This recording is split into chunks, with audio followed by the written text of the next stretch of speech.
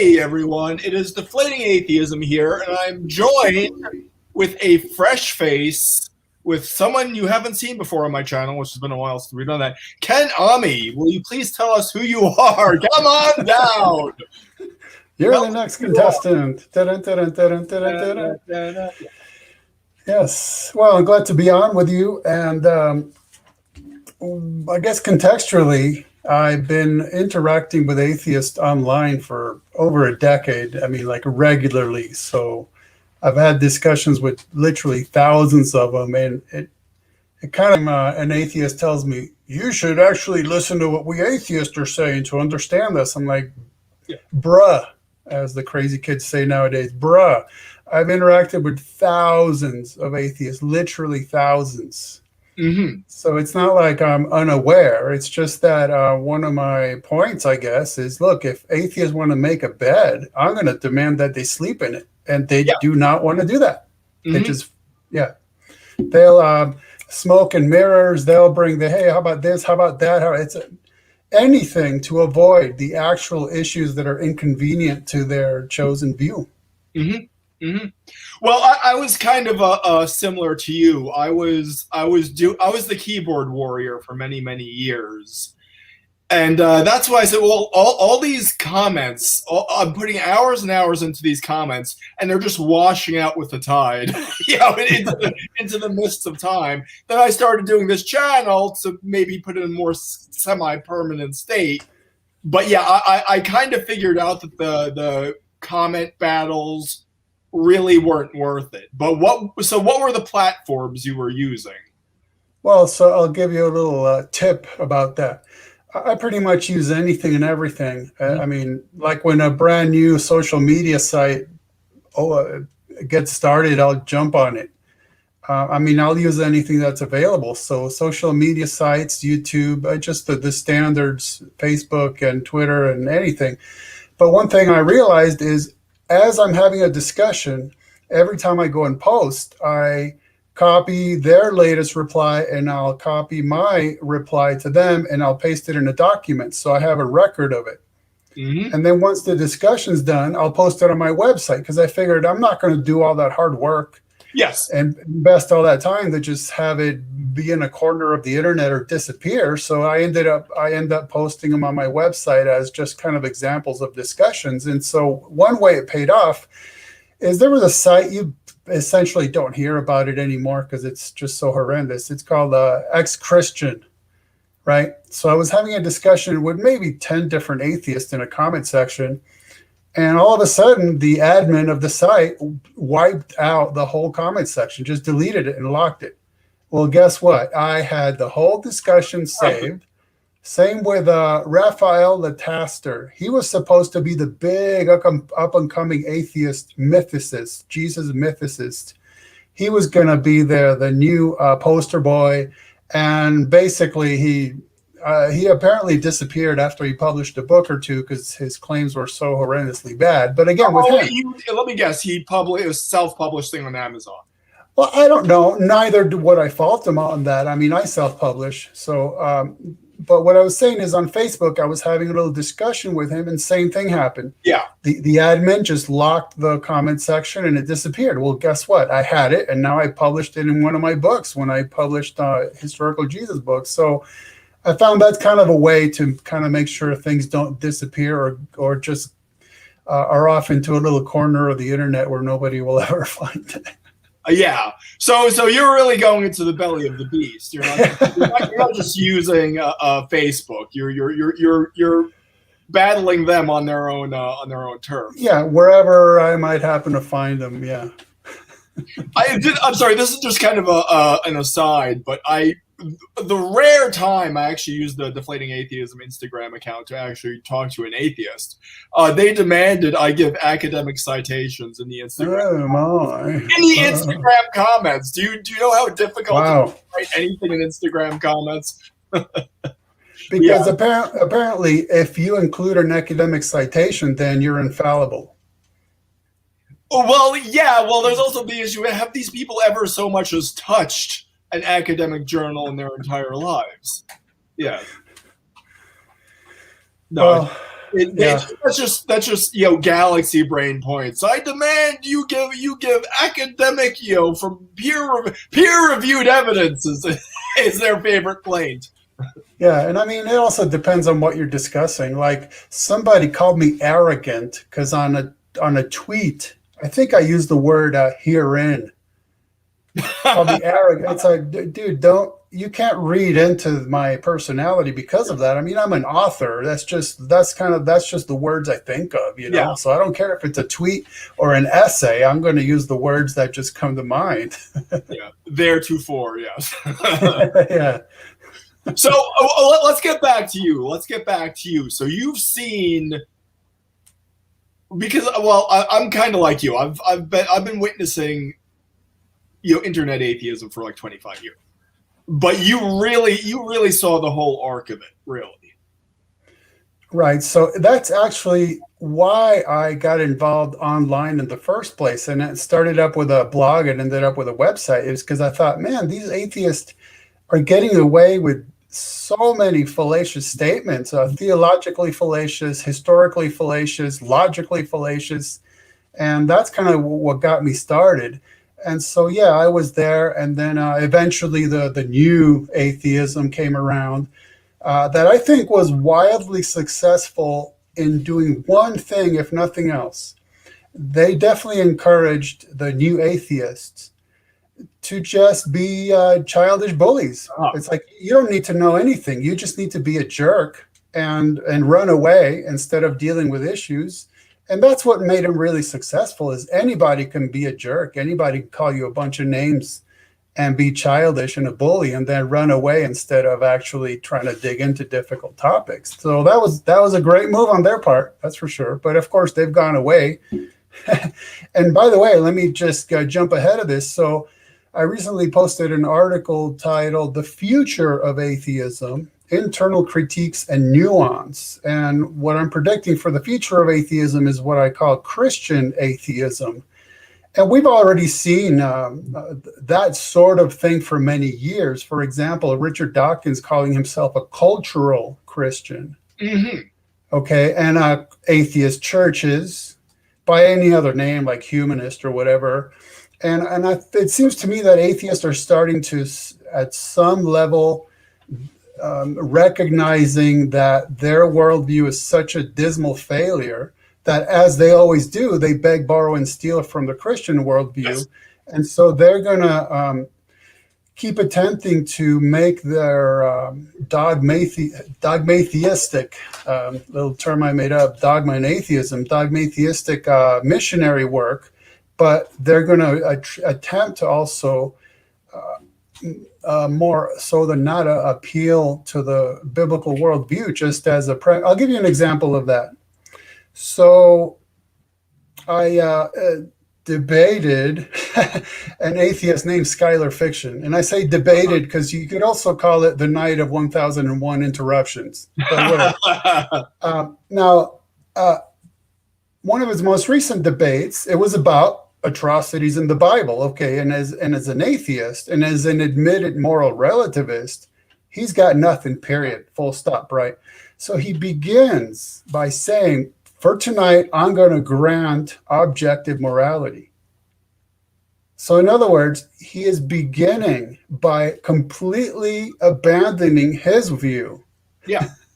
Taking on the theist, the Christian worldview, and then debating on that premise, right? Now, there is a certain amount of internal critique, or, when you say, well, if I grant you that momentarily, then, and you can make certain points, but to begin a debate by totally abandoning your view and never picking it up again. And unfortunately, his opponents didn't say, no, there's no way we're going to allow you to do that. They're like, oh, okay, that's great. And there you go. Now the whole night, you're having this guy make illegitimate arguments, but you already accepted his premise, which isn't even his premise. Yes. So that's something to watch out for, because when you push atheists, again, to sleep on the bed they made, they do not want to do that. And so they're trying to find any which way possible to keep on arguing for something that they somehow seem to recognize at some level is just an absolute failure. I mean, atheism fails before it even begins. And so that's kind of what I'm seeing happening nowadays. Yeah, I couldn't help but notice. I think it was your Facebook page was called "Atheism is Dead." Or are you affiliated? Yeah, Twitter. Oh, okay. Your Twitter. Are you affiliated with the other social media accounts of the same name? No. Okay. Yeah, well, speaking of what you were saying before about they're going to try to do sort of a cultural Christian spin on atheism. There are it could be sort of a mixed bag, because like Dawkins said that Christianity is a bulwark against radical Islam, because obviously he realizes, as I know other intellectuals have said, the future of Europe is either Christian or Islam. There's no secular Europe in the future, because it's just not stable ground. So Dawkins thinks that Christianity is useful to be a bulwark against Islam. Now, among these sort of Guardianista set, you'll hear critiques of the new atheists say, well, the new atheists are old hat. We have the new atheists, like Alain de Botton or whatever his name is. But those guys aren't any better, because they just assume atheism is true. And then say, oh, well, Dawkins and Harris aren't woke enough for us. They have problematic tweets. Well, that's not the nuts of the issue. And there's also a lot of condescension in it. It's like, let these people have their delusions. It's useful for society. No, I'm not going to be condescended to like that, So yeah, it's a mixed bag. So I don't see the third wayers necessarily being any better than the sort of bellicose new atheists. So I'll tell you what, let's back up then, and let's talk about the definition of atheism. Then the title of this video, is it a worldview? And then we can take it from there. So the thing is, it's incredible how many discussions I've had to have just about the definition of the word atheism. Okay. And like with any word in any language, it changes over time. It has different definitions and different usages. So let's say 2 millennia ago, could I have called myself a Christian atheist? Yeah, that would have made sense, because 2 millennia ago, Christians were called atheists, because that would mean they didn't worship the Roman gods or the Greek gods. But like today, would that make sense? No, not logically, because now atheism means something completely different. And now, if you go back to the time of the late 1800s, there's a reason why Thomas Huxley coined the term agnostic. Yeah. It's because he said, on the one hand, we have theists positively affirming God's existence, meaning they're saying we know that God exists. And we have, on the other hand, atheists positively affirming God's non-existence, meaning atheists were known to claim that they knew that God didn't exist. But Huxley was like, well, I don't have enough evidence to go in either direction. So he wanted a middle position. And so a lot of atheists are actually agnostics, but I guess the term atheist just has so much more cachet, right? And so what happened is that atheists kept on positively affirming God's non-existence. Many of them still do. I have a whole article on my website that's just examples of atheists doing that. But then they kept being asked for evidence, and they couldn't come up with any. So they mostly on the popular level have opted for this watered down fallback position. That's something to the likes of, well, it's just lacking a belief in God. Which is such a weasel, which is such a weaselly way of skirting the burden of proving their claims. And they do make affirmative claims. They wouldn't be comparing God to Santa Claus if they were not positively affirming God's non-existence. Right. So, but see, the payoff is that then they feel that they are able to just sit back Mhm. They don't have to do anything, nothing positive, right? This is strictly a negative, meaning that they're lacking. So that's a negative position. And so then they'll do things like tell you, well, okay, show me any evidence for God's existence. And then they just subjectively wipe it off. No, that doesn't count. No, not good enough. No, no, no, no, no. And that's it. It's a purely subjective exercise where they have nothing to do but just tell you how dumb you are and that nothing counts and it's not good enough and that's not evidence and this, and that's it. So, I mean, that's what's appealing to it. It's very easy. Anybody can just wave their hand. Well, I actually have a series of videos. Well, it's a three-parter, although the third part is quite silly. But it actually outlines a Socratic dialogue for dealing with the please present me your evidence for God. And what they expect is the fallback is unless I am convinced of your evidence for God, such evidence does not exist. Well, no, I'm not going to agree to that premise because I don't think you're infallible, you're omniscient in knowledge and infallible in judgment. So I'm not going to accept the premise that unless the atheist is convinced there's evidence for God, there is no evidence for God. So yeah, you can ask me for it and I'll happily present it, but just because you're willing to wipe it away, I always say swat it away like a gay French king. It's like, I don't like this evidence, get it away from me. That doesn't prove anything. You could dismiss the idea of God because you don't believe in anything that starts with the letter G. I mean, Now, if you go back to people like Bertrand Russell and then Richard Dawkins, because he just parroted Russell, he would say things like, there's not enough evidence, which is an admission that there is some, but just subjectively not enough for him. Yes. And that can form the basis of a discussion. It's like, well, we can have this discussion then.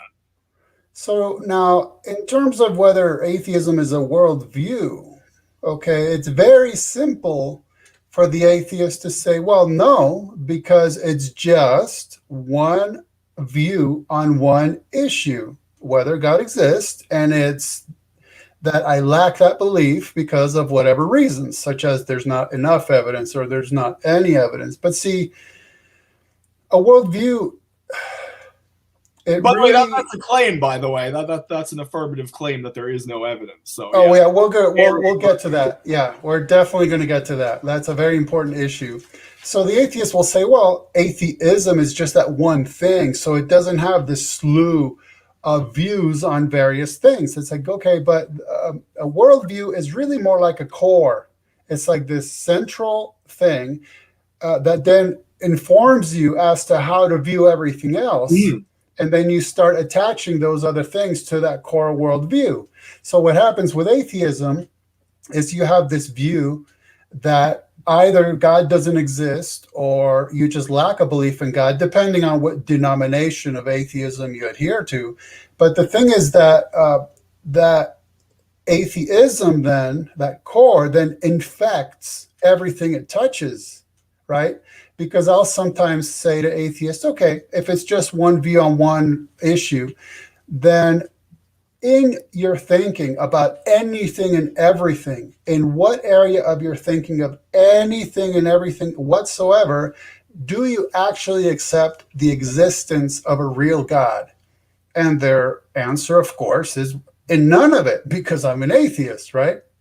It's like, well, but I'm asking you about anything, aesthetics, cosmogony, chinchillas, cucumbers, anything at all. In what area of your thinking? None of it. Well, then that proves atheism has become your worldview because you're using it to analyze every single thing you ever think about. Well, then that's a worldview. That's it right there. Yes. Oh, they'll say, well, you could admire the beauty of nature. They'll say, well, that's an evolutionary response to yada yada yada. Well, already you're compelled to formulate certain explanations for things. That's part of why atheism is thought restricting. If you're serious about holding on to it, it will not allow you to think about certain things in certain ways or follow the evidence where it leads. It won't allow for that if you're that serious about it, right? Which makes the self sobriquet of freethinker very ironic, because they're free to think anything as long as they do not arrive at this specific conclusion. And that's why I call my website True Freethinker. Right. And so generally the kind of atheism you run into essentially anywhere is basically an anti-Christian support group. That's like the main thing about it that anybody can notice anytime they ever encounter it anywhere. Right. But then I call it a self-esteem cult because they're all there to gas each other up. Yeah. Continue. Yeah. Well, one of Ammi's laws is that atheists will begin with conclusions 100% of the time. Okay, so for instance, and the thing we've been discussing, evidence of God's existence. Now, to me, evidence of God's existence, or just the discussion of God's existence when dealing with atheism, that's way down the line. That's like secondary at best. That's like way down the line, because you have much more fundamental issues to deal with up front, right? So, for instance, the issue of evidence. When an atheist asks me for evidence, I don't play the game where they say jump and I say how high. Yeah. When they say jump, I ask them why. And that pretty much destroys the whole discussion. So show me evidence for God. Well, no, wait a minute. That's beginning with a conclusion. First, you need to justify your demand for evidence. Why demand evidence? Why is it incumbent upon me to provide evidence to you? And really, what it will boil down to is if their view is, and the thousands of atheists I've had the discussion with just so happen to believe in something like the universe and everything in it, including our brains, are the product of accidents, right? And now, for some odd reason, atheists really don't like the word accident, and I could care less. Let them choose whatever word will be like a psychological Band-Aid for believing what they do. Call it random, call it unguided, unplanned, uncreated, undesigned. Say whatever you want that'll make you feel better. That is still the bottom line, because when you don't believe the universe and everything it contains was designed, was created, then it just happens to have happened, and that's an accident, right? Call it whatever you want. But the point is, once you make that bed, right, the universe is the way it is by accident. Life came about by accident. Brains came about by accident. Thoughts came about by accident. Then it destroys any premise for truth, logic, or ethics, or maybe at a more refined level, metaphysics, epistemology, and ethics, right? So that on the atheist view, there's no universal imperative to even be logical, to adhere to. So, for instance, if they tell me, well, your biblical view is not true, well, but that presupposes, right? They're beginning with a conclusion again. They're presupposing that adhering to truth is a universal imperative, which it isn't. And on their view, truth is accidental, right? Because it wasn't designed, it wasn't created. It just happens to have happened that way. And there's nothing within an atheist universe that makes it incumbent upon me to adhere to that truth. There's nothing. I mean, I may choose to, and it may benefit me greatly if I do so, obviously, but it destroys all epistemology. It destroys all imperatives. There's just nothing but my emotively subjective personal preference du jour. Like, hey, today I want to believe in true things that I can verify. Yeah, but that's just a choice. You don't have to, right?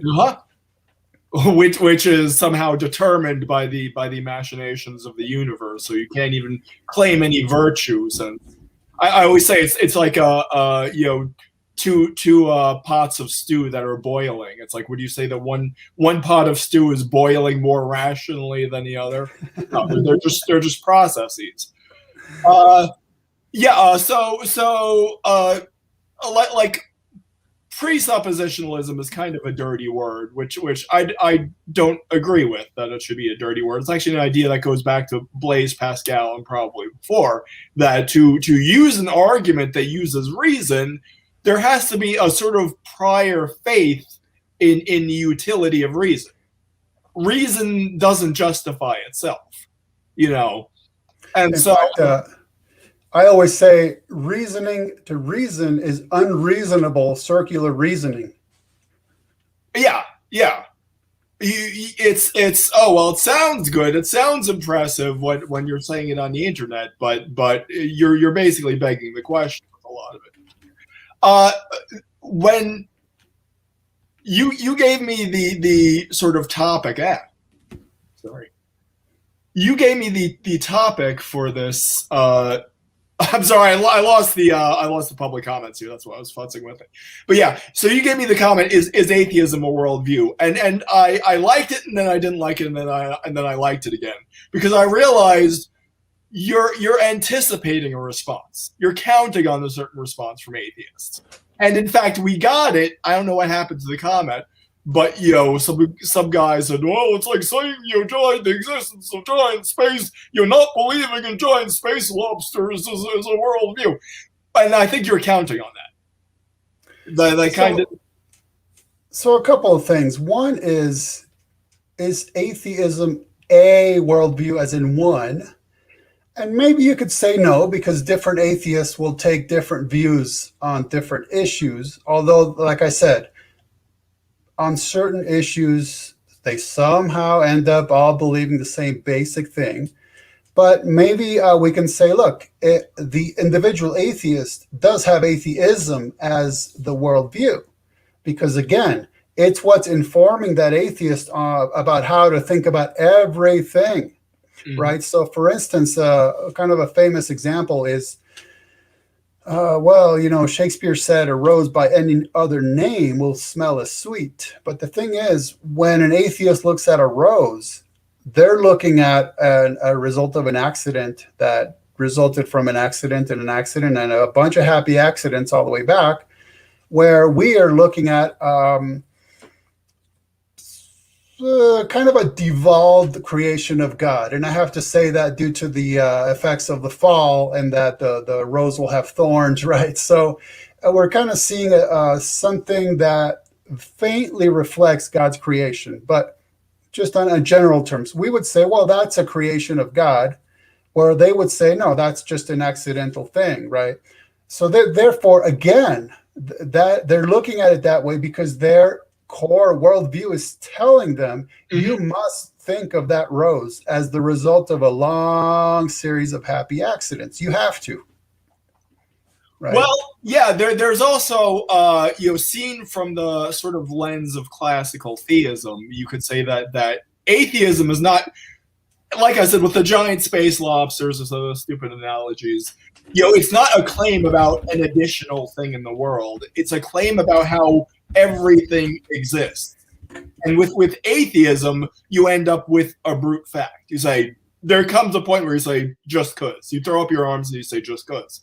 And so that sort of permits a lot in your entire understanding of the world. In fact, it could very well just stop all scientific investigation. You could say, look at any natural phenomenon, say, why does this natural phenomenon happen? You could throw up your shoulders and say, just cause, if that's permissible as an explanation.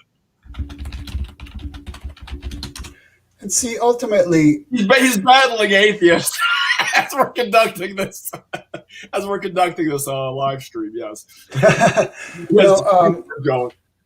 Ultimately, I mean, the whole scheme, the reason I say atheism fails before it even begins is because it has no foundation whatsoever, besides personal preferences, but they themselves are based on hidden assumptions.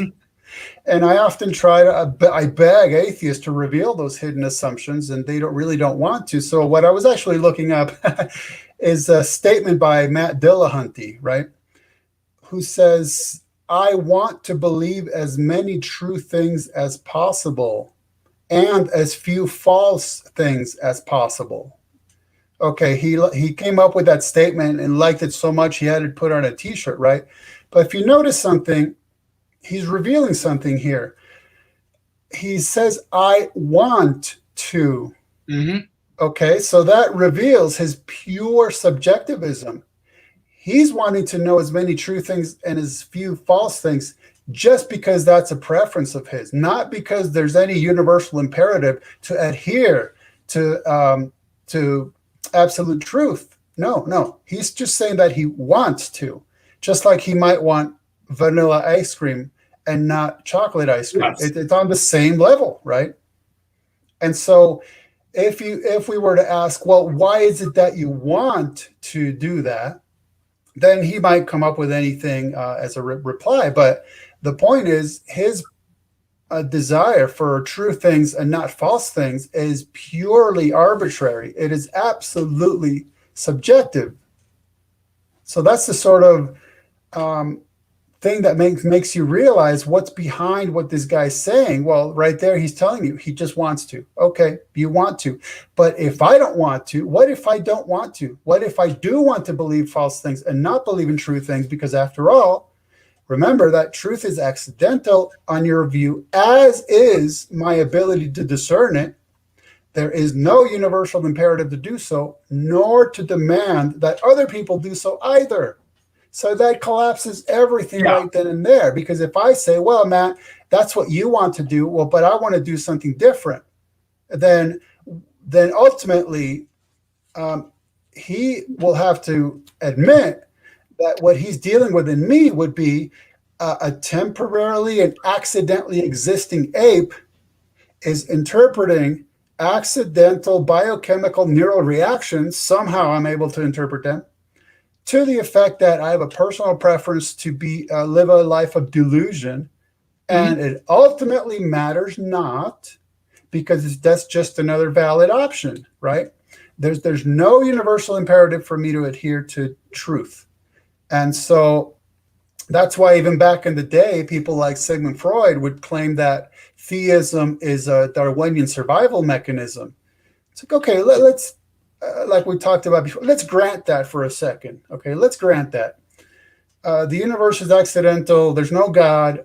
So it's an atheist universe, and theism is a Darwinian survival mechanism. Well, then, by golly, it's the most successful Darwinian survival mechanism ever, because most human beings have been theists. And then who are you, atheist, to purposefully seek to damage my ability to survive and to tell me that I'm wrong? Because of what? Because your personal preference is different, even though, according to you, our views are based on accidental biochemical neural reactions. So how am I supposed to? I'm going to change them to agree with the atheist. Well, accidental, biological adaptations to optimize our ability to reproduce. So obviously, there's some reproductive success in believing that the universe was created by a loving God, rather than life has no purpose and we should all just go Jonestown. Or that. Okay, you just took my brain to the various times we've seen, particularly women who attend these atheist meetings, like the Skepticon job, and then they complain about being sexually harassed. Skepticon job, yeah. Then they complain about having been harassed by atheist men, and it's like, you're hanging out with guys who actually claim to believe that there's no absolute ethics and that their only actual objective purpose in life is to reproduce. Yes. What do you expect from guys like that, right? It's terrible. I mean, it's horrendous, but just think about the kind of people you're dealing with. That's the mentality they're bringing into their interaction with the opposite sex. I really regretted reading the BuzzFeed expose of Lawrence Krauss. I now have the mental image of Lawrence Krauss in the hot tub just seared into my brain. I can't lose it. You can't unsee that. Yes. That'll go on my list of things I could have died without knowing. I was going to say something. Hey, Mr. 79 Man. Hey. Yeah. Oh, what you were going to say? Okay. So it's my preference to behave irrationally. That actually reminds me of Dostoevsky's Underground Man in Notes from the Underground. He wrote that in the full flower of scientific materialism in the 1860s, and he said, okay, well, I accept the premises of these new thinkers. There was all current at the time, and so I grant your premises. I'm going to purposefully live then irrationally. I'm going to purposely live immorally and immorally in a self-sabotaging manner, just to prove that I'm not your wind-up doll. Basically, if I'm programmed, I'm going to act out just to prove I'm not acting in defiance of these biological compulsions. But yeah, it's very interesting how we kind of land back in the same place with these same issues that have essentially not changed in 150 years. Yeah, and then it all goes back to, again, the atheist beginning with a conclusion, such as asserting that it's a universal imperative to adhere to truth or to facts or to reality, which again, on their worldview, are all accidental, because the universe could have been much, much different. It happens to be this way accidentally. It wasn't designed, it wasn't created. So then that also leads to another issue, which is when we talk about the laws of logic, we're usually, when we discuss these issues, we're talking on two levels, ontologically and epistemology, right? Epistemic. So on the epistemological view or level, the laws of logic are these things that we have listed, right? We have described, and then we come up with these and we call them laws. But what is it that we're describing? Well, we're describing reality, right? So then we're talking about the ontological level, which is the universe is the way it is, and then we observe how it functions, and then we come up with these laws to make sense of it and to make sense of our own statements and views, right? But because on the atheist view, that universe, that reality, that truth, that fact is accidental, then there's no universal imperative to adhere to logic either. Because, yeah, you could say, well, but the universe is this way. Yeah, but it is. That doesn't mean I ought to adhere to it. So I can be totally illogical. There's nothing holding my feet to that fire. And again, let me just take a sidestep to something I know they might say things like, well, but if you live your life trying to be illogical, it'll create a lot of problems for you. Well, of course it will. That's not quite the issue we're going to yet. We're just at the fundamental level of that. That is more like pragmatic. Like you should do it because things will turn out better for you. That's one issue. But the point is, the bed that they're making is that the universe, truth, facts, reality are accidental.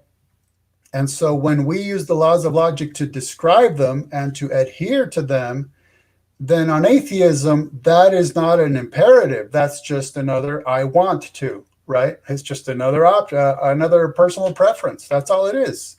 And so when atheist tells me, well, you're being illogical, I don't immediately get into the discussion of how, well, I'm really not. First, I'll ask them, so what?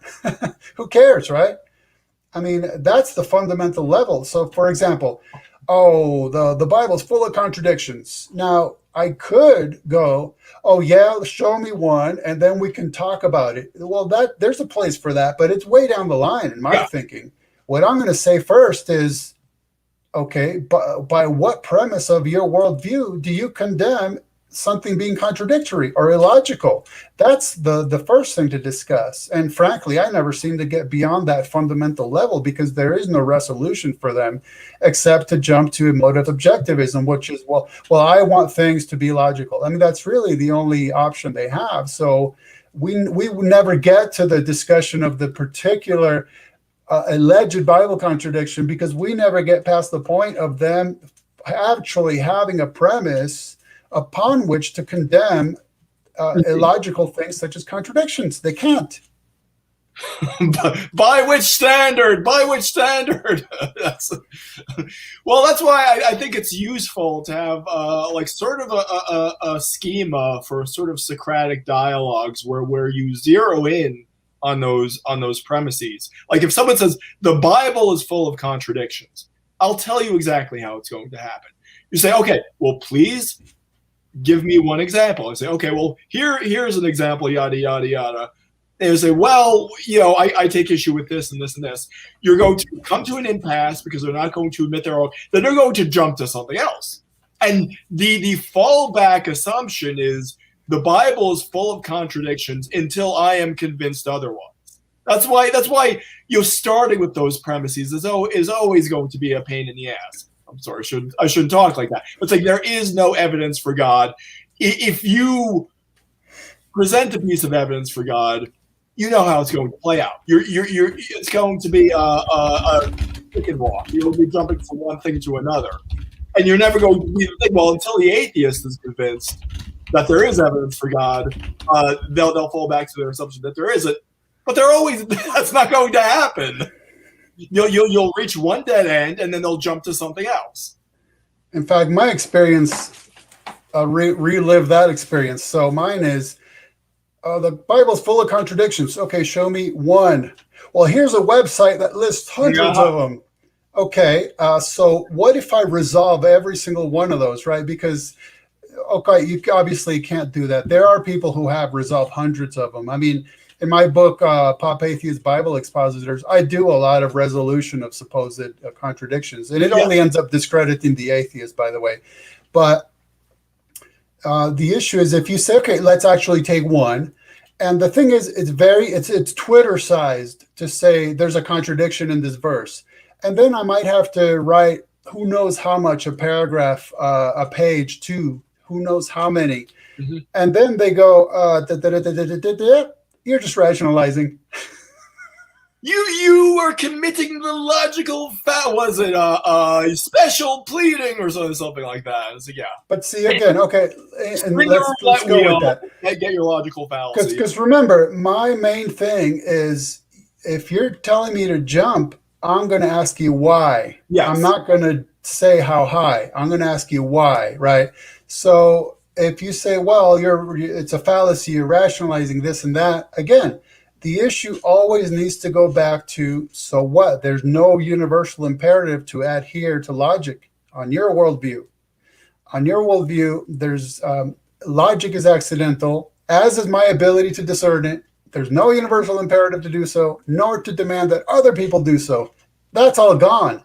And that's why they don't want to sleep in the bed they made, because that's all gone and they can't proceed with their atheist missionary endeavors.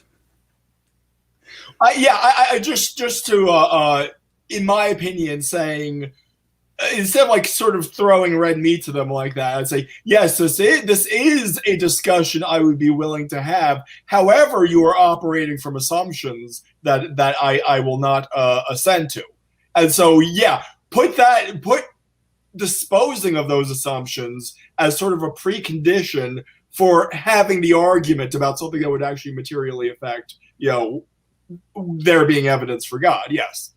In fact, let's go there. So, for instance, show me evidence for God. Okay, I'm not going to start listing stuff that I consider evidence, so you can just swoop it away. And by the way, let me just take a side note here, because unfortunately, Carl Sagan made a little dictum very popular, which is that extraordinary claims require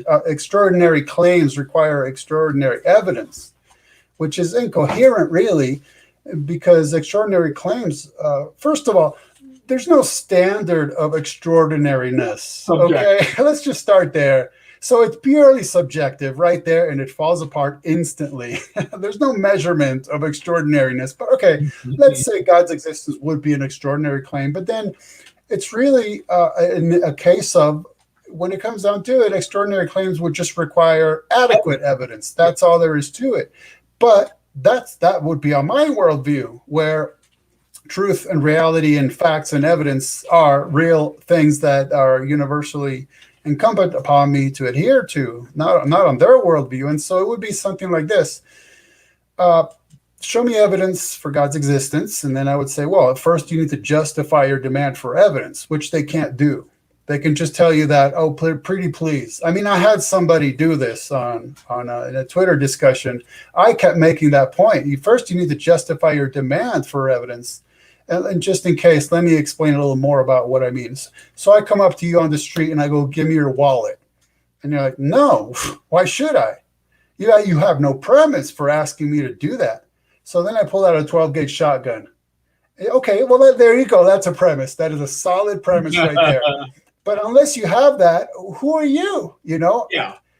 Who are you to ask me to do that, right? And it's not just a personal thing like, well, who are you to ask me to do that? It's just that you have no valid premise upon which to do that because of your worldview, which provides you no premise for it. It's just another I want to, right? It's another preference. I would like to see evidence. And then, well, why? Well, because we should only believe in things for which we have evidence. But then that's another assertion as well, right?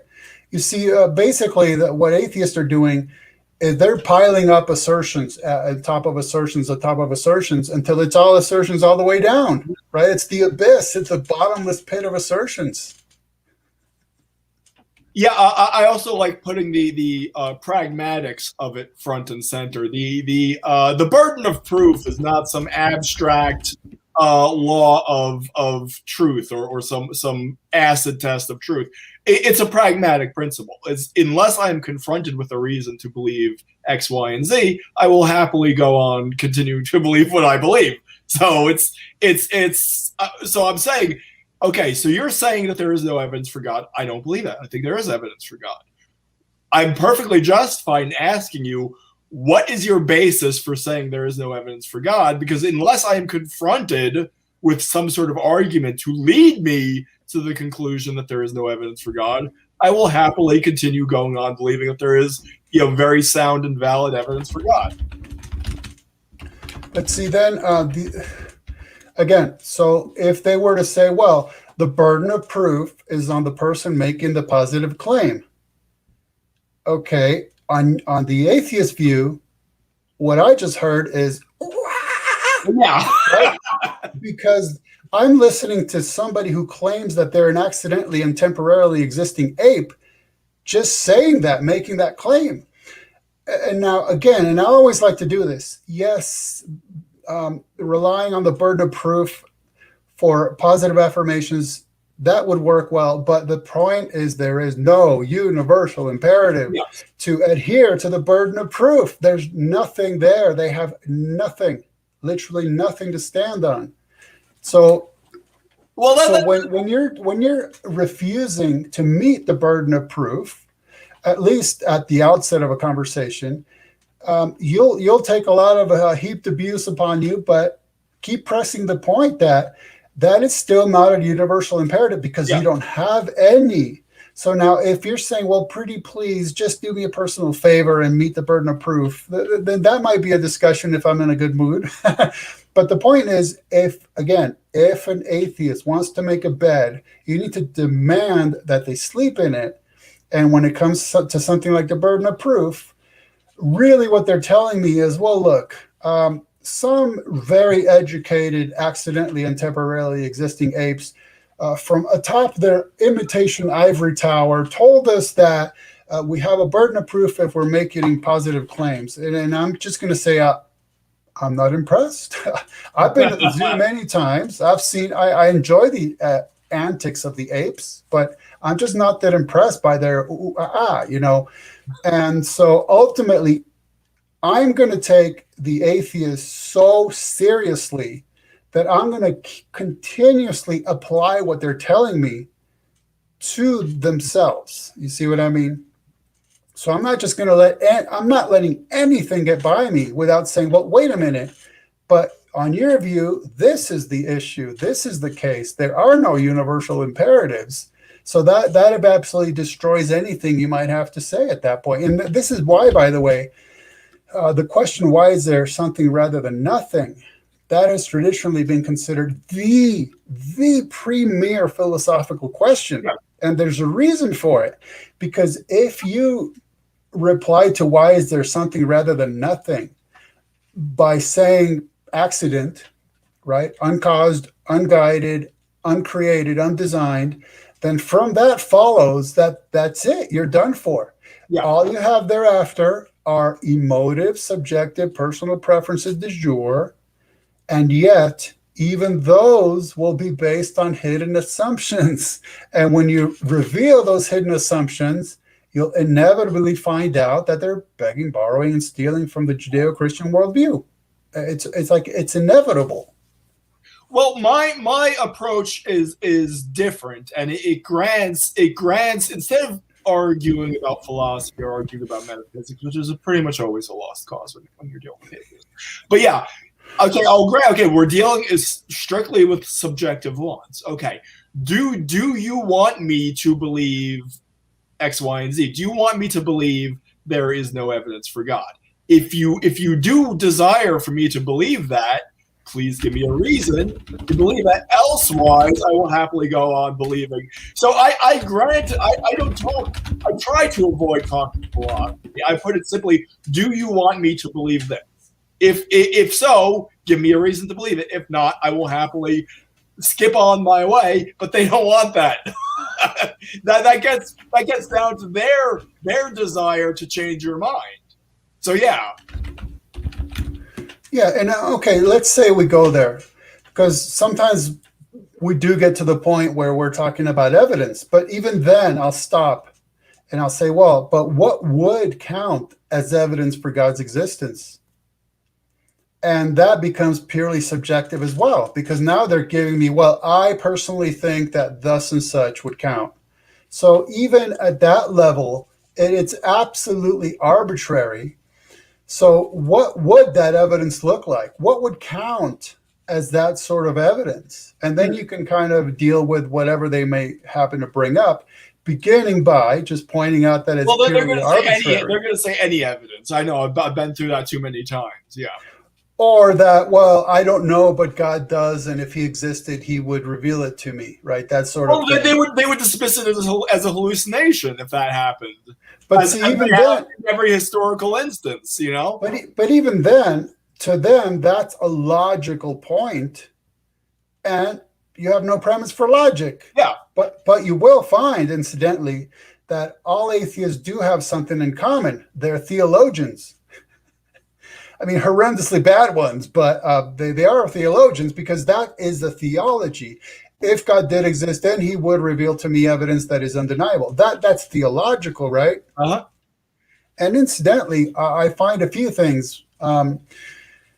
So one of my specified bits of research was I read the stories of just over 100 atheists and why they converted to atheism. And there's definitely patterns, no question about it. One thing I noticed is they love to boast about just how young they were when they converted to atheism. If it's in the single digits, all the better, right? But they'll say single digits, or maybe by the time they were a teenager. Most of them will do that. And then so there's a few things you can discern from this. One is, especially if you were in the single digits, I know that there's savants out there, but they're very rare. And so what you're really telling me is that it had nothing to do with logic or philosophy or science or evidence of it or anything. And then the atheist gets stuck in that literally childish theology. And that's why you hear him say really embarrassing childish things, such as likening God to a sky daddy and Santa Claus and invisible friends, because that's where their theology got retarded. I mean, literally retarded, meaning stopped growing, stopped developing, is at that childhood level where that's all they got is this incredibly childish way of looking at things, and they never grew out of that. And then when they're in the teenage years, now I am empathetic to a lot of the stories I read, because their experience is very different than mine. I came to believe in Jesus when I was 30. So that was plenty of time in my life to pour over some really difficult issues and have life experiences. But when you're in your single digits, much less your teenage years, you're most likely just rebelling against mommy and daddy. And you're trying to get away from mommy's apron strings. And some of them do tell really disappointing stories about being mistreated by believers or having their priests. Catholicism has a lot to do with atheism. Having their priests say, yeah, don't ask us those kind of questions. Really just horrible, horrible stuff. My heart breaks for stuff like that, you know. But when they boast about just how early they became atheists, you know, it's not anything intellectual. It was just like an emotional thing and rebellion, really. Yeah, there's some kid, I always forget his name. He got famous for being a conservative, a teenage conservative on YouTube, and then he came out as an atheist, and he, you know, angered a lot of his fan base from before. I forget his name, but he has such an embarrassing, you know, invisible sky daddy sort of atheism. And he said that when he was 13 or whatever, he asked his pastor a question. And a theological question, like why is there so much suffering in the world? Something like that, probably, which is valid. And his pastor told him what he reported to be word salad. So I'm not there. I don't know what the pastor said, but maybe it was word salad. Maybe it was something a little bit beyond your level of understanding, in which case it might have been helpful to ask a follow-up question. But no, he just what his pastor said was word salad, and therefore he just decided, you know, therefore no God. And there are, I mean, okay, so I'm being fair that a lot of them endured ridiculous oppression and responses or non-responses, and I'm empathetic to that. But some is just pretty shocking, like, you know, the comedian Ricky Gervais. He said when he was like 8, he asked his mom a question, a theological type question, and she really couldn't answer it. So by golly, he became an atheist. It's like, okay, because your mom didn't know the answer to a question you had. Yeah. So yeah, a lot of their reasons are emotive. I mean, I can empathize with them, but then they're also just absolutely illogical. And even if you grew up where you're told not to ask questions, it's still illogical to say, therefore, I'm throwing out the baby with the bathwater, right? Yeah. That's like rejecting the premise because of somebody who holds it, who you don't like, or who you think is misusing it. Another thing you hear a lot is I prayed for X and God never answered my prayer. Well, you're admitting that you prayed at one point. Doesn't that make you irrational? I thought we were all irrational for praying, but you prayed at one point. So, but then that's theological. Again, it's atheist theology. In fact, you're reminded. Okay, this is the atheist Louis Walpert. He was having a discussion with Justin Briley from the Unbelievable Show, and Walpert says, "I used to pray, but I gave it up because when I asked God to help me find my cricket bat, he didn't help."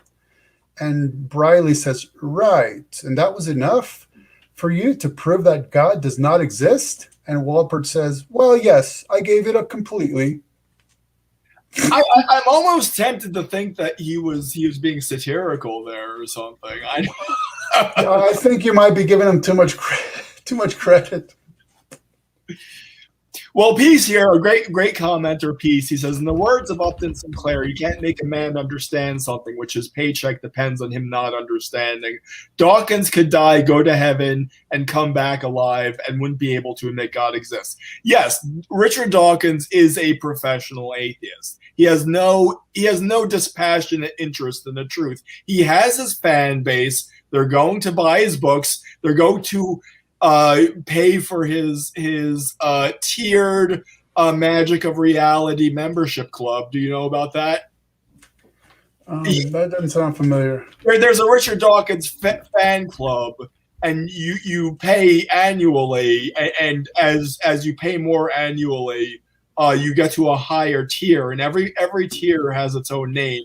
And when you pay the highest tier, which is like $100,000 a year, you enter the magic of reality level, which entitles you to 50% off the Richard Dawkins merch. You don't even get that for free for $100,000.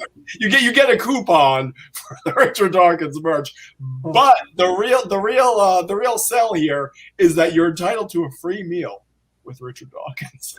Wow, that will definitely make me shed a tear. So he's basically become a guru. Let's just, Exactly. Well, this is not recent. This has been for a long time. So yeah. By the way, I found another quote from Walpert. I stopped believing in God when I was 15 or 16 because he didn't give me what I asked for. That's what he's saying, So now, when we talked about the issues of Sky Daddy and Santa Claus and Invisible Friend, all these really childish things, number one is that those are category errors, okay? Because for one, you can easily prove they're category errors because there's no Dinesh D'Souza is famous for saying this. There's no atheists writing books like The End of Santa Claus, right? Mm-hmm. Santa Claus is not great. The Santa Claus delusion. I've never met the alcoholic who had their life turned around by Santa Claus. Yeah.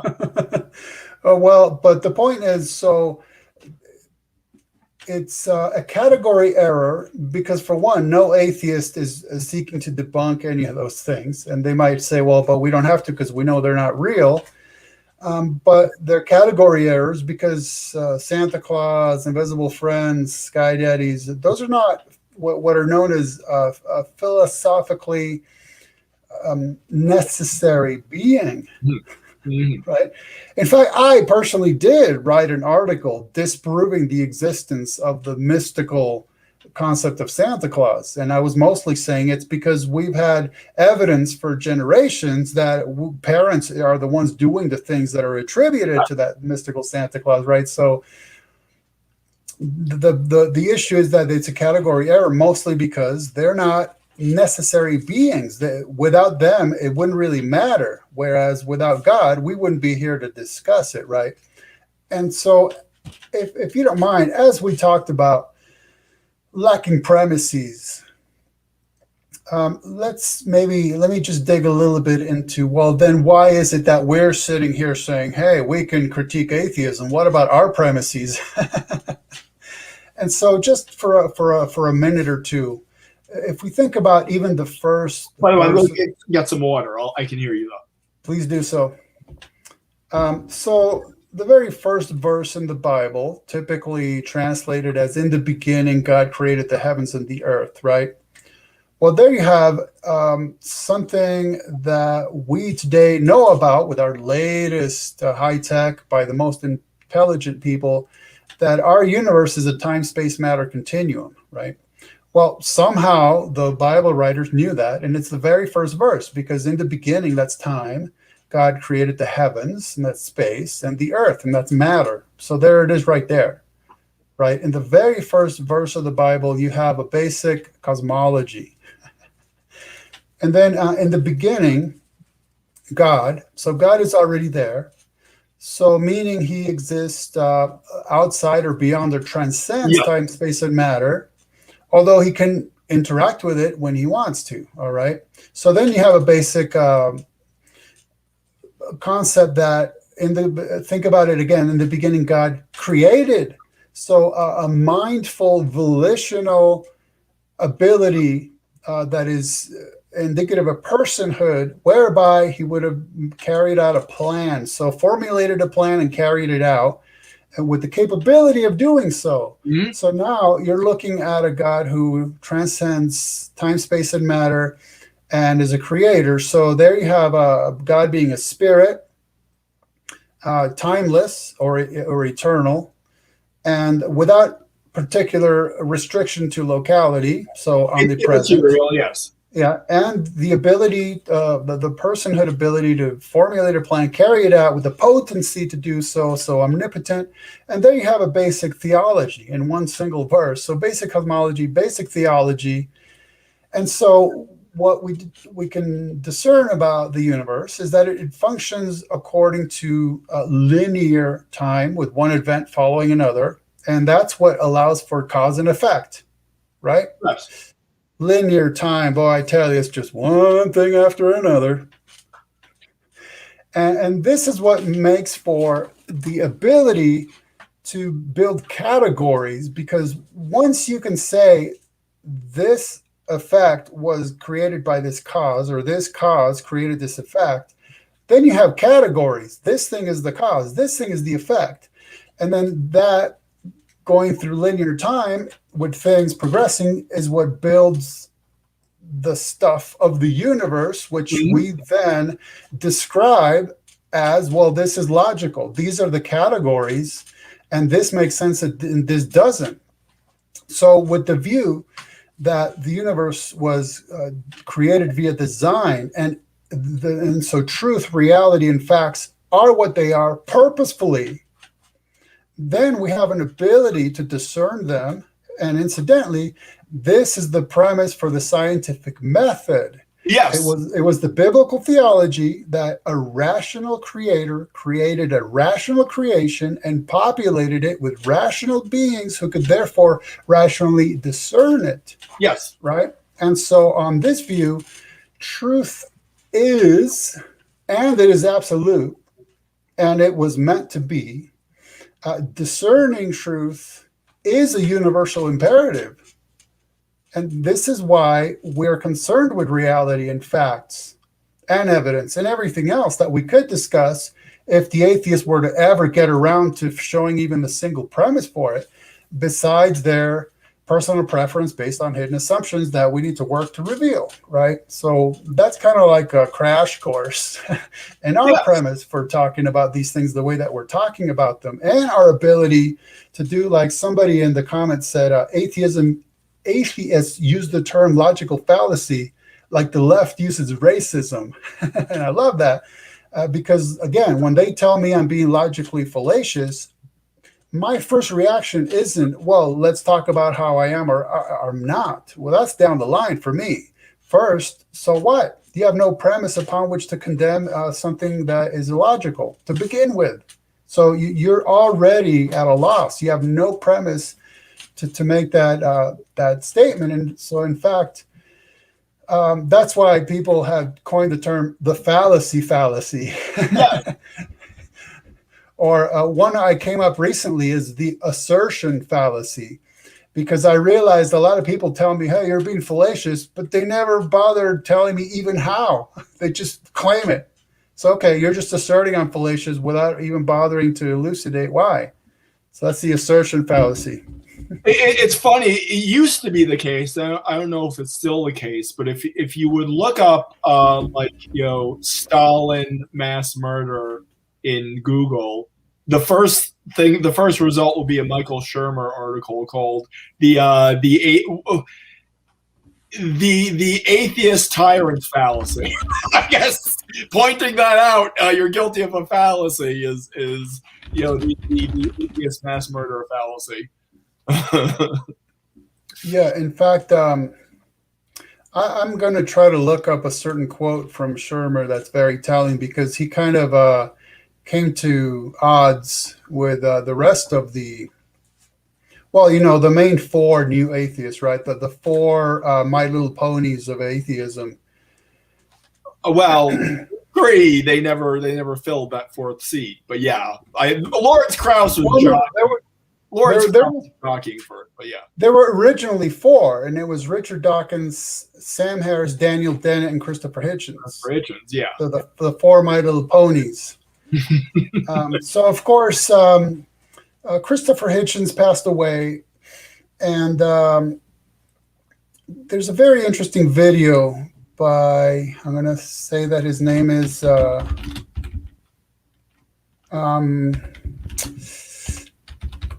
looking it up. So anyhow, towards the end of his life, Hitchens was hanging out with a Christian friend of his quite a bit and poring Oh, over the gospel. He was really interested in that. It was something like Larry Totten or something like that. yeah, I heard about that. I heard about that. I'm just stating, yeah, Larry Tauton, Taunton. I have that video on my site, actually. And then Daniel Dennett just went back to his real life, went back to work, to doing his actual job. And then Sam Harris became what I call a pseudo neuroscientist.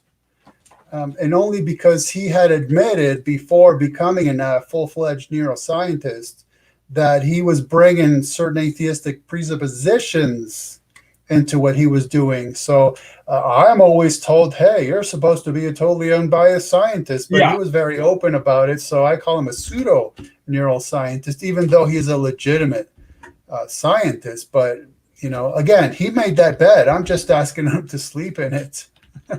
None of them seem to be scientists of particular accomplishment. I mean, Richard Dawkins has not been a research scientist in 45 years. I mean, so yeah. I mean, Harris. I don't know if he's a. I don't think he's a big name in neuroscience. My impression is that he's like trying to put like sort of a new age sort of West Coast spin on new atheism. So he sees his own guru now. Is like, well, it's mystical, it's mindfulness, all these sort of buzzwords, trying to repackage the turd that is new atheism. Yeah, and I mean, anymore, there are academic atheists that kind of exist outside of the public sphere because being scholars in whatever field, scholars in general rarely climb down from their imitation ivory towers. But today, basically the most active and well-known atheists are just guys on YouTube, honestly. Which, I mean, we're on YouTube, so it's not like I'm it's not a genetic fallacy. I'm not saying what they say is fallacious because they're formatting. But this era of the new atheists has really only survives in the way I mentioned before, which is atheists thinking that as long as they can make fun of you and run away, that's good enough. I always thought like Christian apologists sort of overestimated the influence of the Four Horsemen and underestimated the influence of guys like T.J. Kirk. I think that's probably the sort of slime of that, where the what do you call it, the primordial soup of new atheism. And that's a lot of kids saw that. I have no idea what that guy is doing these days. He was a big deal. He was on TV back in the day. He was on CNN and whatnot. But I have no idea what he's doing these days. Well, so again, the main thing for me is everything the atheist claims is lacking foundation. It's all assertions. That's why I said atheists begin with conclusions 100% of the time. So if you don't mind, I'm going to read a little bit of a lengthy quote you might appreciate from G.K. Chesterton. Okay. Because he makes a lot of really great points in here. This is from his book, Orthodoxy. And the chapter is called The Suicide of Thought. Yeah. And he says, but the new rebel is a skeptic and will not entirely trust anything. He has no loyalty, therefore he can never be really be a revolutionist. And the fact that he doubts everything really gets in his way when he wants to denounce anything. For all denunciation implies a moral doctrine of some kind.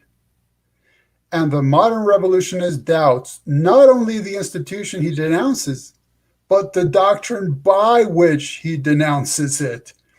Thus, he writes one book complaining that the imperial oppression insults the purity of women, and then writes another book about the sex problem, in which he insults it himself. He curses the Sultan because Christian girls lose their virginity, and then curses Mrs. Grundy because they keep it. As a politician, he will cry out that war is a waste of life. And then as a philosopher, that all life is a waste of time. A Russian pessimist will denounce a policeman for killing a peasant and then prove by the highest philosophical principles that the peasant ought to have killed himself. A man denounces marriage as a lie and then denounces aristocrat profligates for treating it as a lie. He calls a flag a bauble and then blames the oppressors of Poland or Ireland because they take away that bauble. A man of this school goes first into a political meeting where he complains that savages are treated as if they were beasts. And then he takes his hat and umbrella and goes on to a scientific meeting where he proves that they practically are beasts. In short, the modern revolutionist, being an infinite skeptic, is always engaged in undermining his own minds. In his book on politics, he attacks men for trampling on morality. In his book on ethics, he attacks morality for trampling on men. Therefore, the modern man in revolt has become practically useless for all purposes of revolt. By rebelling against everything, he has lost his right to rebel against anything. That is beautiful. That is beautiful. It's actually a critique of nihilism, and even if it's a nihilism that doesn't acknowledge itself, and you see it a lot in the contemporary political theater with people who only know how to destroy. They cannot even assert what it is that they believe in, what they cherish, what they value.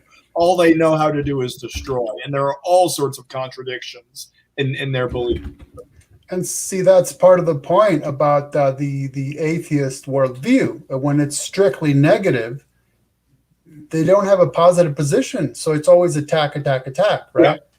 In fact, another statement by Chesterton from his book Heretics: every man in the street must hold to a metaphysical system and hold it firmly.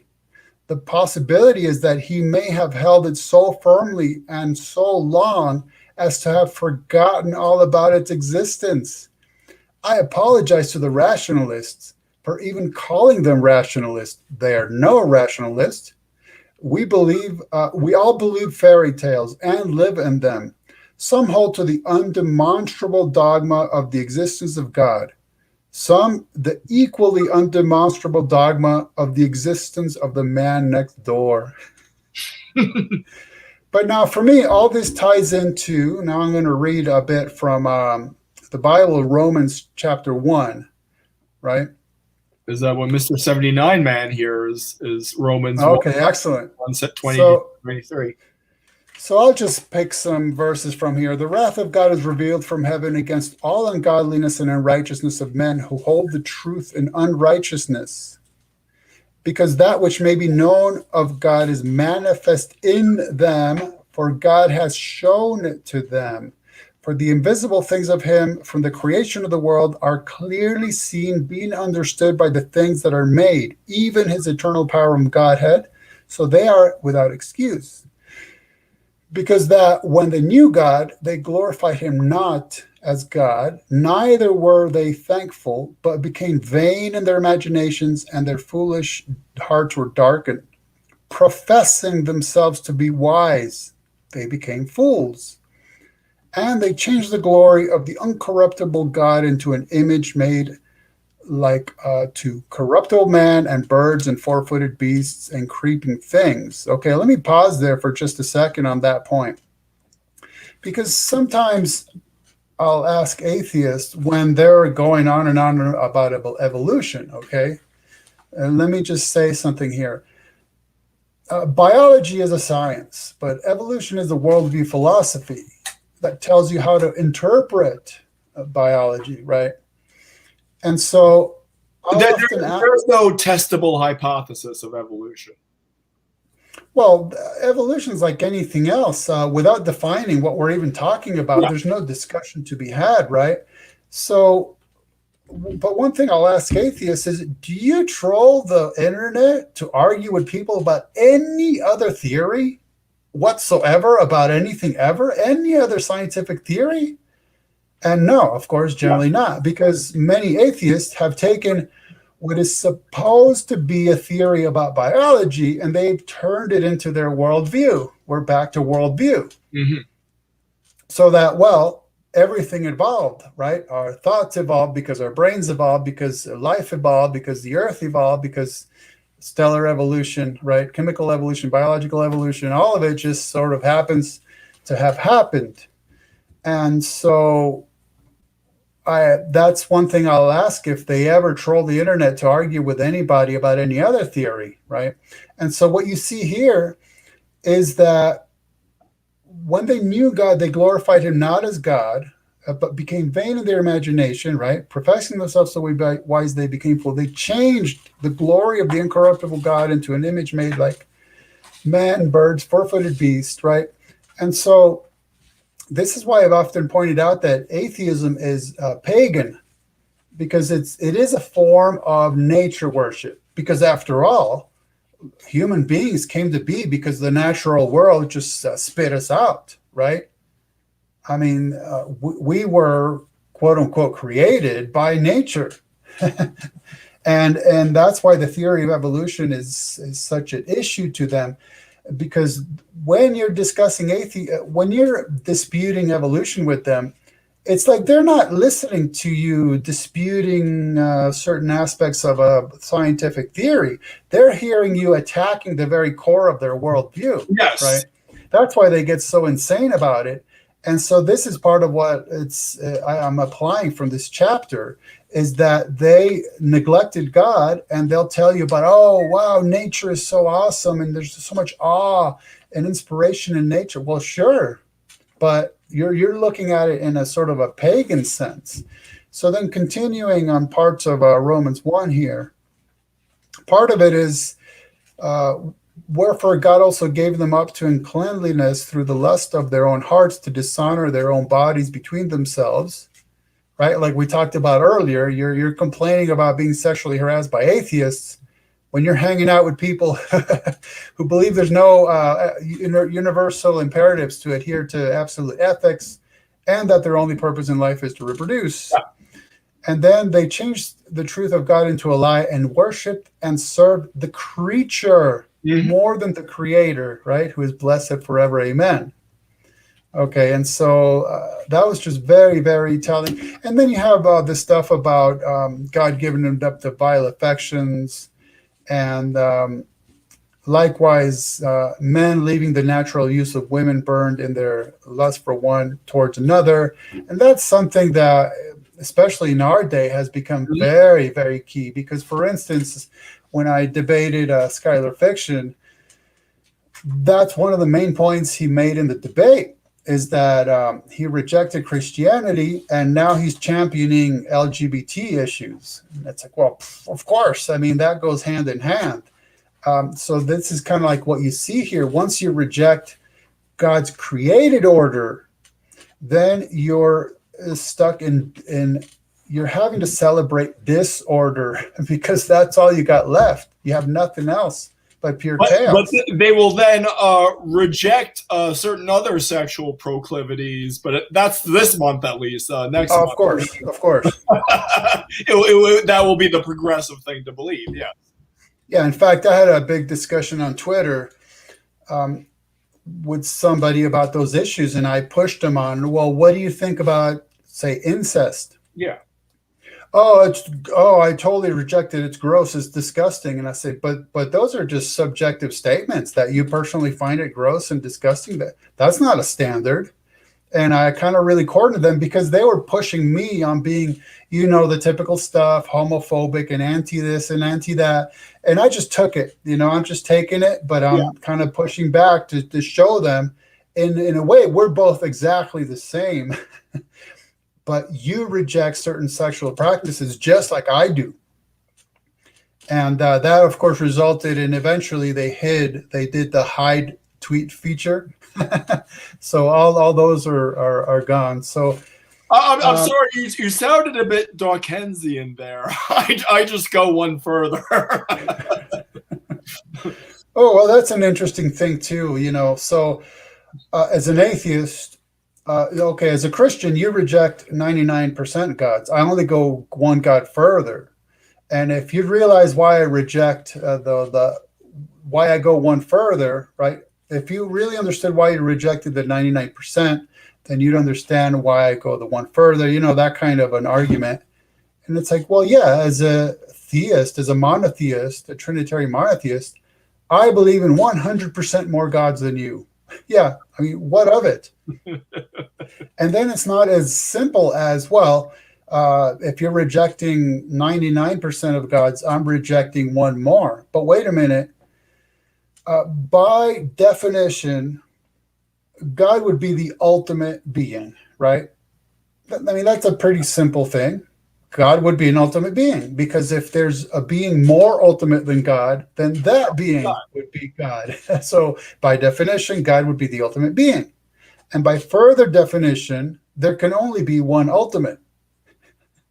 So there comes a point where if I say, well, 2 plus 2, we don't know what it equals, because there's literally an infinity of numbers that equal.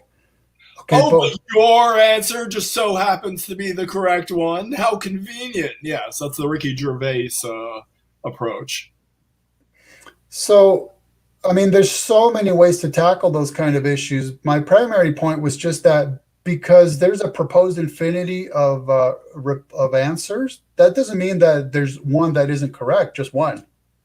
Mm-hmm. Right? So when you're saying, you reject 99% gods, why not go one further? It's because there is one.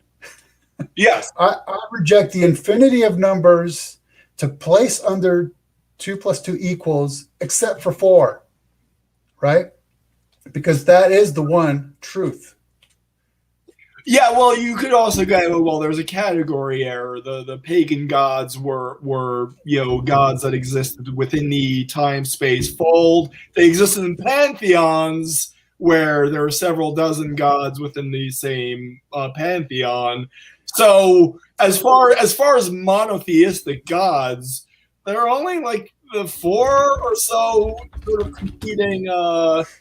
I guess 5. You just say generic deistic god or something. But yeah, and ultimately, it's like what I was talking about based on Genesis 1:1, is that God has to be a personal being, mm-hmm. right?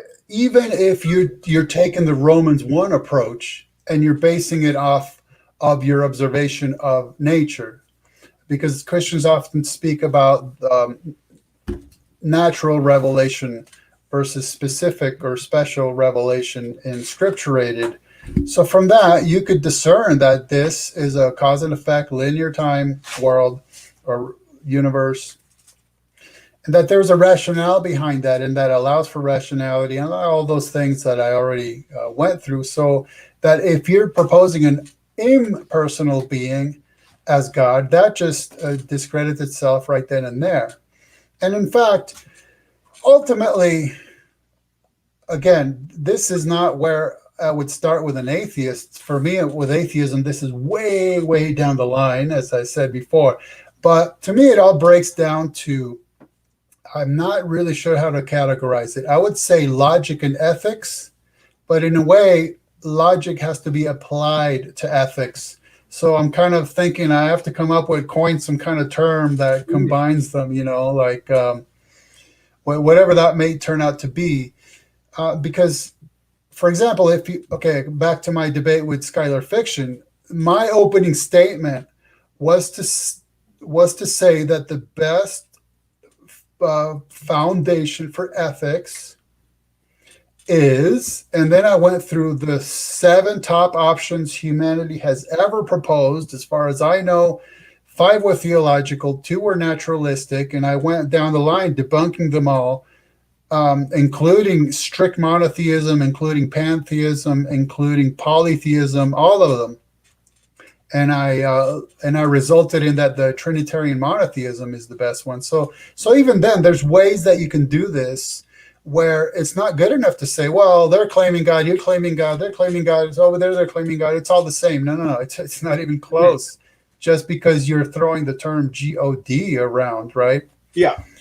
And so it all comes down to logic and ethics, some kind of mashed combination of the two. For example, that's the problem Schuyler was having, is he claims that he's rejecting the God of the Bible because the God of the Bible commits unethical actions, but then he has been forced to admit time and time and time again that he cannot actually absolutely condemn any actions because he's a moral relativist.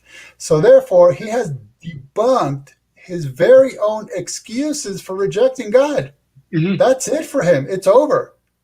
It's just that he has, a gang of fanboy yes men who basically repeat anything he says. But when you're thinking about it logically, he has actually debunked himself, which is why he was at least wise enough to begin that debate I mentioned. Granting the premise. Granting something that absolutely contradicts his worldview and abandoning his own worldview just to have a discussion. Again, that's the bet he made. He should be made to sleep in it. Yes. He just doesn't want to. He said, I'm going to borrow your bed. Having the cake and eating it too. Yeah, that's exactly as not wanting to get fat. Yeah. Exactly as G.K. Chesterton wrote 100 years prior. Yeah. He nailed it perfectly. Yeah. I also like, you talked about heretics. You probably know this. G.K. Chesterton has a great comment about how the heretics of every age venerate the heretics that came before them, even though their heresy completely contradicted the modern heresies. Like, for contemporary atheists, Giordano Bruno was some great martyr. But Giordano Bruno wasn't a scientific materialist. He was as further off in his beliefs than Christians are. So it's all very ironic,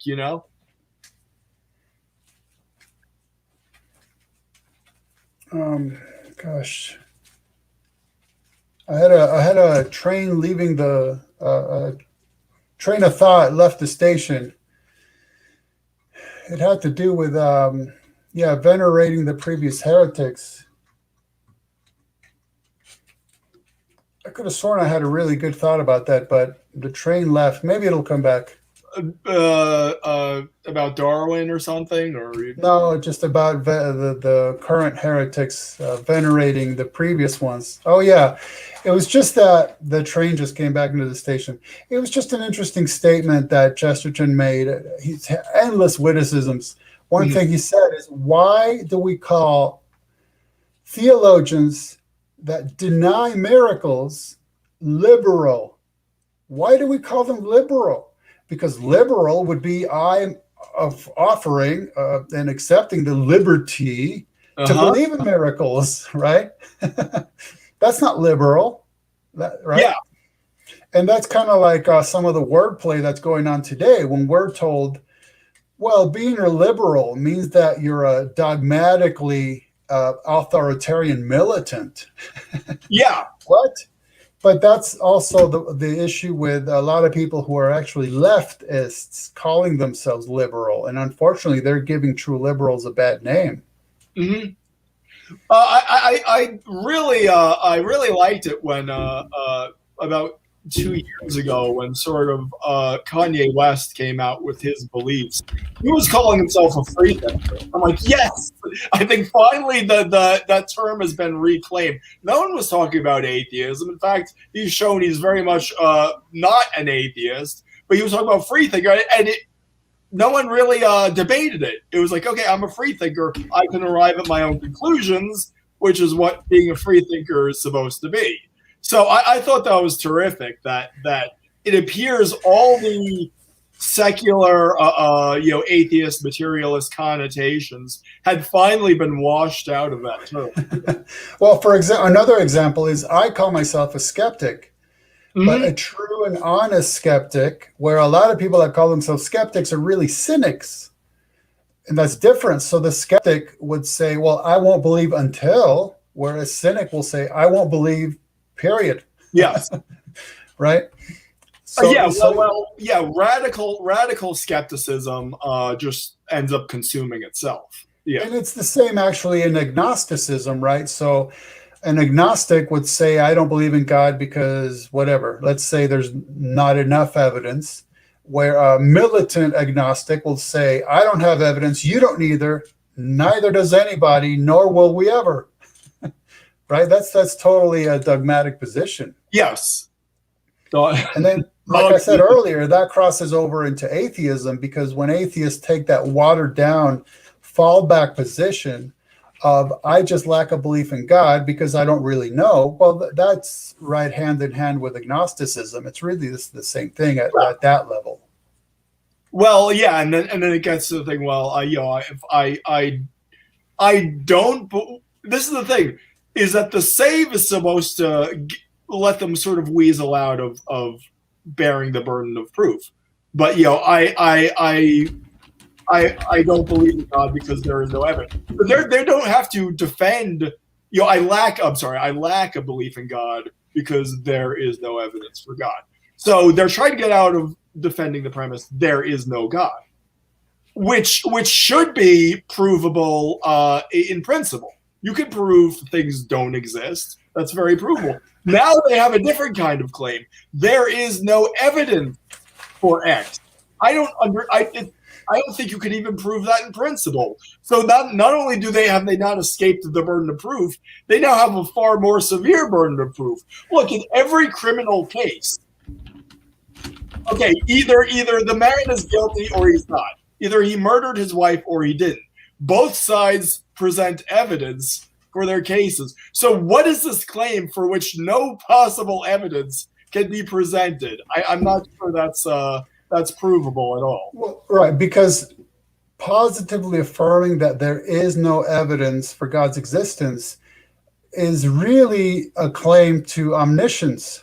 Yes. And that's an attribute of God. So you'd be proving that God exists in a manner of speaking, right?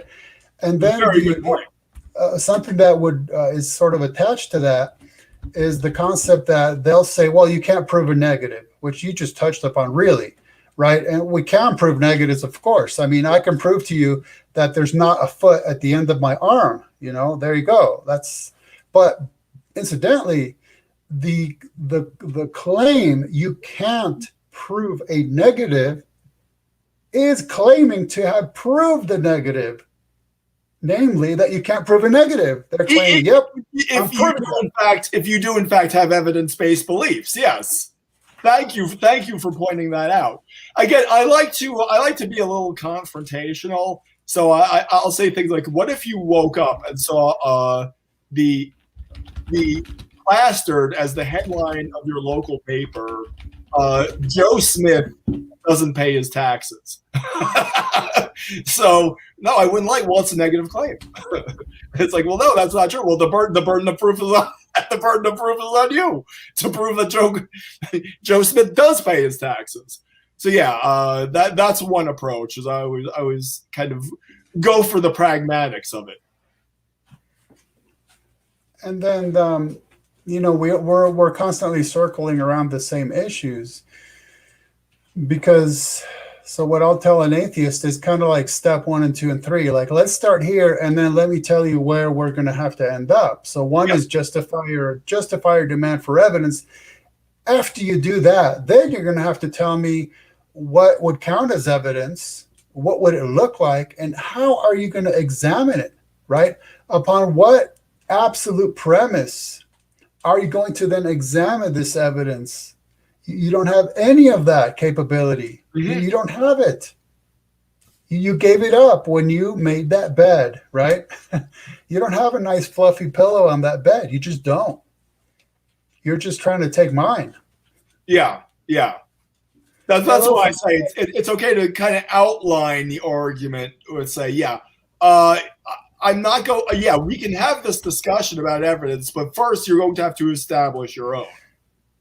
And see, again, like from the outset, I said, when dealing with atheists, the issue of God's existence is way down the line somewhere. So, for example, Given Richard Dawkins' very clear opinion about the God of the Bible, what would happen if the God of the Bible appeared to Richard Dawkins in a way that would make it impossible for Richard Dawkins to deny the fact that it is actually a God, the God, and the God of the Bible?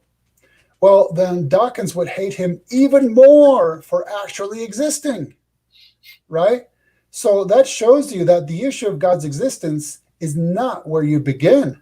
After all, demons believe and tremble, right? Yes. Their issue isn't God's existence. They know 100% that he exists. Their issue is completely different. So if you hate and despise the God of the Bible, and he appeared to you, you'd hate him even more. Okay? And so that just goes to show you, it would go back to, upon what premise does Richard Dawkins reject that God's existence based on those things about his character that he doesn't like, which he doesn't like based on his own emotively subjective personal preferences du jour that are based on hidden assumptions that would need to be exposed, and then they would be exposed to be premiseless and also begging, borrowing, and stealing from our worldview. It's all just going back to the same thing. The speaker box 123 says JP Holding Tecton TV is a good apologist YouTuber for clearing up Bible contradictions. Yes, the Tecton TV website is actually very good. He has all the alleged pagan copycats of Jesus, all in a big web page. He does exhaustive research. And yeah, JP has been sorry. No, I'm done. JP has been a buddy of mine for many, many years, and I've definitely appreciated. He's the kind of guy where you read some of his serious articles, and he's like super sharp. And then you watch his videos that he makes on YouTube, where he's doing cartoon animation. So it's like he's multi-talented, but then even in the cartoon animation, he's making very serious points. Yes. and so many of those have made me laugh out loud. But do not neglect the Tecton TV website, because that is an invaluable resource. Yeah, and the Tecton YouTube channel. Yes. Well, I assume most of my viewers know the Tecton TV YouTube channel. Good. But yeah, I think this is like a good place to wrap it up. Now, you are an author. You have several books of ebooks available for download. One of which I browsed through and I got the gist of it. Yeah, you read that the whole book. You read it today. Man, you're a quick read. Well, let me just correct one thing. My books are available on Amazon. You can buy them paperback or get them through Kindle. But it's always better to buy from independent authors. So anyone who contacts me, I'll definitely cut you a deal on the books. So I've written 4 dealing with atheism, and then like 45 other books on various topics. So yeah, one was the one I sent you, where it was reasons for being an atheist. I was just trying to help him out, An exhaustive list, yes. Exhausted, exhausting. And then another one is called Pop Atheist Bible Expositors, where I think, as far as I know, it's the only book actually dealing with how badly some of the most well-known atheists mishandle the Bible. And it does contain a lot of alleged contradiction resolutions. And it features Richard Dawkins, Sam Harris, Dan Barker, Christopher Hitchens, and the atheist Neil deGrasse Tyson. Because you remember, this is how we ended up hooking up in the first place. Is I was saying, look, Neil deGrasse Tyson does not self-identify as an atheist, but when he has made it clear by his own words that I could quote, that his goal in life is to get people to reject God, I don't care what you call yourself. It's an atheist by any other name. Use another case of use whatever Band-Aid makes you feel psychologically better. That's basically how you can be categorized, point blank. When you read that Matt Dillahunty quote. It was so insipid. It actually reminded me of the Neil deGrasse Tyson, science is true whether you believe it or not. It's like, I want to believe as many true things as possible. I think we all pretty much do. I don't think that's anything special. But when they throw out these proclamations, there's an implied understanding that they're somehow advocating an atheist position. It's like, Neil deGrasse Tyson, well, children should be taught to think for themselves, not just accept things without evidence. Well, C.S. Lewis said the same thing, but nobody's putting that on any T-shirts. Well, one thing to keep in mind is atheism has absolutely nothing to do with science, and science has absolutely nothing to do with atheism. But here's an idea. I think you need to host a debate between Neil deGrasse Tyson and Steakums.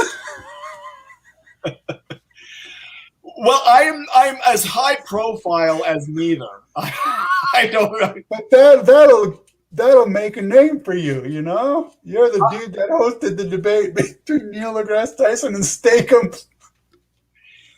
Steakums would mop the floor with Neil. Yeah, they already did. Yeah. There would be no contest.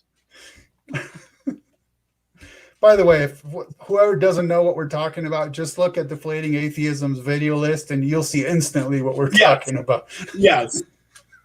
And so, like, it happened the first time. I said, well, I should make a video about this. And then it became too late. I kept kicking the can down the road. I said, well, okay, now it's too late. Then he did the Joe Rogan appearance wherein he lies. And the evidence is right there for everyone to see. He lies about what Steakum said. And so, okay, I can't pass this up now. Yeah.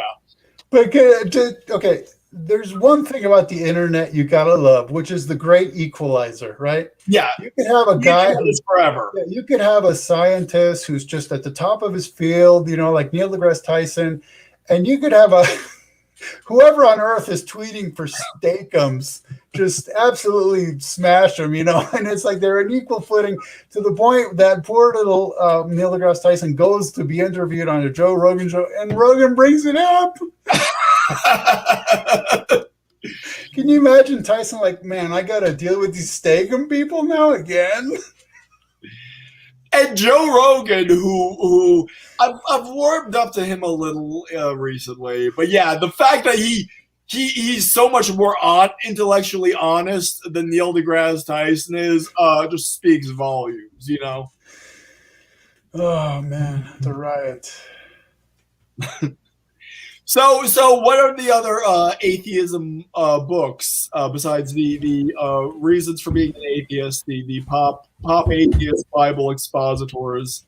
Then there's the wild and wacky world of atheist billboards and bus ads, right? And that one, okay, the title is just meant to be kind of silly, but it is an actual serious book, and I call it a logical and theological consideration, I think it is, because there was a point in time where atheists were making sure everybody knew that they could collect together hundreds of thousands of dollars, not to actually help anybody in any way whatsoever, but just to put up billboards and bus ads to demonstrate, by golly, just how clever they considered themselves to be. And my point was, okay, let's look at all these statements you spent so much money on or wasted, and just what a logical and theological failure they were, right? And so in a way, it's a very serious book because it does deal with their claims and whether they're valid or not. And I'm sorry. What I saw on a lot of those atheist billboards are the apocryphal quotes attributed to the founding fathers that they just took from the internet and plastered on a billboard, like all the things that Thomas, it was like Benjamin Franklin. I think it was maybe a Thomas Jefferson quote they had too. And Benjamin Franklin, Christianity is the most perverted system. Well, he actually did say that, but you have to understand he's saying it's perverted from its original intention. What he was saying. You've seen these Thomas Jefferson quotes on the billboards. If there's anything I've learned from atheists about American history, is that all the founding fathers were deists and agnostics and free thinkers and skeptics until we're talking about slavery. All of a sudden, they're all Bible thumping, born again evangelicals. Great point. So the other book is called From Zeitgeist to Poltergeist, subtitled A Consideration of Richard Dawkins' Polemics Regarding Christianity, Atheism, Communism, Nazism, and Evolution. So that's another very serious book, and a lot of it dealing with the sort of the history of ideas, and then a lot of the worldview issues behind communism and Nazism. On that note, we'll wrap up this discussion. Please look up Ken Ammi's books. Thank you. Please tell us where we can find them. And I want to thank the audience for their interaction. I do usually find it a little difficult to listen and speak and read the chat and maybe try to reply, but I see you guys have been active on there, and I thank you for doing so. Yes. Very, very good comments. Thank you. Yeah. Thank you all. And thank you so much, Ken, for likewise. Thanks for having me. Well, have a good night, everyone. God bless. God bless. Good night.